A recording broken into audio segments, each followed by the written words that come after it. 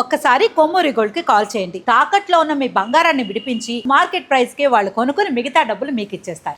దేశవ్యాప్తంగా తీవ్ర కలకలం రేపిన Agra railway station trolley bag హత్య కేసులో ఒళ్ళు గగ్గర్పూడ్చే నిజాలు వెలువెచ్చాయి.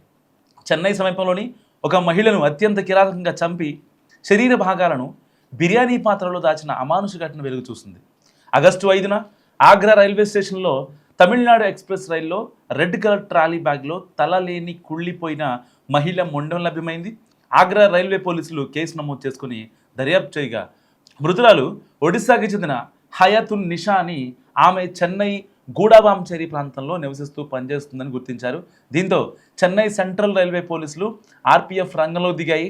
ఆగస్టు 3 రాత్రి చెన్నై సెంట్రల్ రైల్వే స్టేషన్లోని 4వ ప్లాట్ఫామ్పై ఉన్న సీసీటీవీ ఫుటేజ్ని పరిశీలించగా ఒక మహిళ, పురుషుడు అనుమానాస్పదంగా ఆ ట్రాలీ బ్యాగ్ని తీసుకెళ్తున్న దృశ్యాలు రికార్డ్ అయ్యాయి. సో మొబైల్ సిగ్నల్స్ ఆధారంగా నేందుల ఆచూకీని చెంగల్పట్టు జిల్లా గూడవంచేరి మసీదు వీధిలోని ఒక అద్దె ఇల్లుగా గుర్తించారు.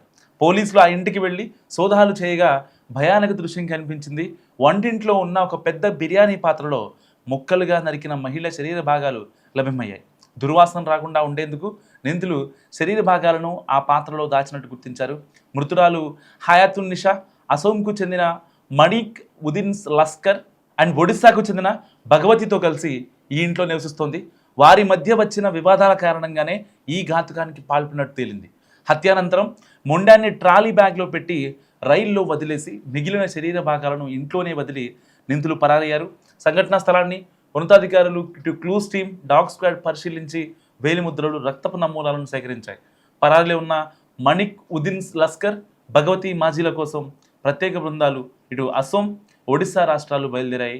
వివాహేతర సంబంధమా లేక ఆర్థిక లావాదేవీల వల్ల ఈ దారుణం జరిగిందా అనే కోణాల్లో పోలీసులు దర్యాప్తు చేస్తున్నారు.